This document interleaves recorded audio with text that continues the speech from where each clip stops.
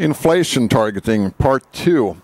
Today is Saturday, November 28th, 2009, and I just did a 10-minute video on inflation targeting, and I wanted to continue talking about that because it's so crucially important and it's not being discussed that much. It's usually discussed in a rather academic manner and not discussed so much on what this means to you. When the Federal Reserve say that they want to keep stable prices, what does that mean for you?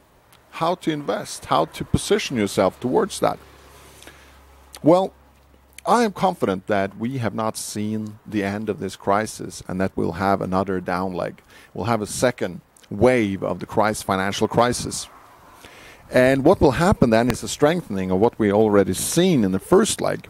We will see more savings. We will see less demand. People will buy less stuff from China, less TVs and appliances and all kinds of stuff. The Chinese are continuing to produce it and shipping it. So when you have this supply being kept up and demand shrinking, that lowers prices, and that is inherently deflationary. So prices are going down. Well, the Fed can't allow that, so they need something else to rise in prices. Otherwise, you'll have a general deflation, and they don't want that. They want a slight, small inflation. And what they can't control are domestic prices. So we'll see stuff like they will rise the minimum wage. That's one way of increasing domestic prices. They don't care really if that causes more unemployment because they can just borrow the money and, they'll if unemployment goes too high, they'll start government projects like, you remember the Hoover Dam during the Depression in the 30s? You'll have the Obama Dam and the Obama this and the Obama that and bridges to nowhere like they've done in Japan and stuff like that. Because that at least lowers unemployment. It increases the deficit, but who cares? I mean, the deficit is already $1 trillion plus. If the deficit goes to $2 trillion, they don't care. They want to be reelected. So, deficits don't matter. Well, that's what they say. So they will do stuff like increasing the minimum wage.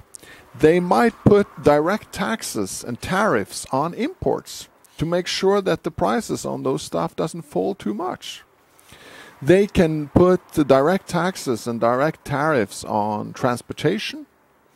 You can expect some professional services to go up in price, like medical services. That's already happening. And this is, if you look at it from this perspective, it's not a surprise that, it truly is a rat race.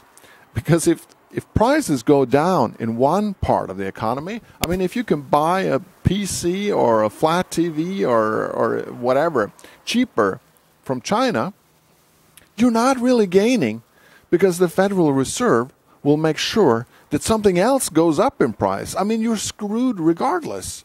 It's stable prices on the Consumer Price Index, which is a weighted index of many different things, the kind of things you buy. So you can't get ahead. I mean, you've lost no matter how you look at it, because your flat TV, the big 50-inch TV that you're buying, okay, it's fallen by $100 cheaper than it was last year. But your medical insurance bill and everything, your dental bill is going up by at least $100, $120 or whatever to compensate for that. So there's no way to get ahead. And it's important to realize that the inflation targeting is the rat race manifested. It's the rat race sedimented. It's the rat race institutionalized.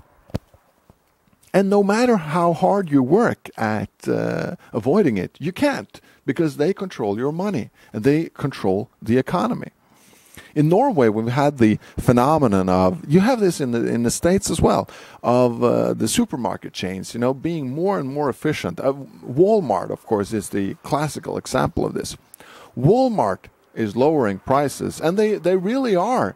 Walmart has made sure that the prices of stuff that Walmart is selling, that kind of stuff, is lower in the U.S. today than it was a year ago or 2 years ago or whatever. They are so incredibly efficient that the prices in the Walmart store are falling. But it doesn't really matter because the general price level in the U.S. is not falling. So they compensate on other things. Walmart going down, medical costs going up. And these cancel each other out. And it's important to realize that this is carefully calibrated. And the Federal Reserve sees it as its job to do this. So the better Walmart is at lowering prices in the States, the more you can expect other prices to increase, and you're not getting ahead. It's that simple. The people who are getting ahead are, in the inflationary wave, the people that have access to easy credit, cheap credit, investing early in the wave, making money on their way up, usually taking out bonuses and percentages and commissions and all that, and eventually maybe getting out before it crashes. But then, you have the wave down again. The banks are absorbing the losses. The federal government is pumping in more money into the banks, and off we are to a new round. And it goes on and on and on like that. But it's crucial to realize that it can't go on forever. And one of the limiting factors, of course, is the amount of federal debt that they can take on. Because you cannot indebt the federal government indefinitely. Everybody realizes that. At least the cost of the interest will catch up with you. If not, the currency collapses. Something will have to give along the way. And I'm confident that we're closing in on that right now. We're closing in on the day of reckoning when it's not possible to borrow more for the government and to go for another wave, another round of credit expansion, and just postpone the inevitable. And it's also important to realize that this is like a one-time phenomenon.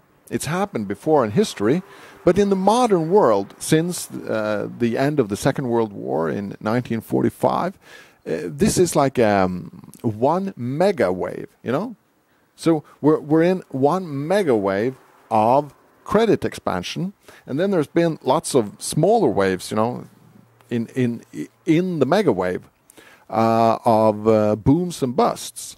But we're still in this huge mega wave of credit expansion, the federal government taking on debt, the federal government taking on long-term responsibilities and long-term commitments to pay out pensions and medical costs to the elderly and all that. Military commitments, 150 bases for the U.S. around the world.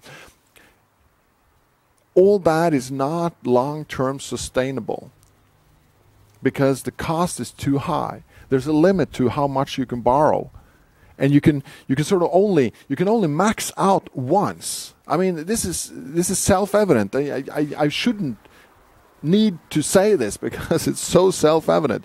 You can only max out credit once. That is for you and that is for everyone else. Then you need to contract, and then you might be able to max out again. But it's like a one-time phenomenon to max it all out, and then you have these little ripples in that maxing out. But that's what the government is doing all over the Western world, and especially in the U.S. They're maxing out, and it will come to an end. It's impossible to say if this really is the maxing out, the last phase, the day, if the day of reckoning has really arrived. I believe it. It's been postponed now for pretty much all my lifetime, and the day of reckoning has to come sooner or later. So I believe it's just around the corner. I believe it can happen every day, any day. And I wouldn't advise anyone to gamble on a new wave of credit expansion and that the governments will be able to postpone the day of reckoning once more. The crash might be just around the corner. So that's it.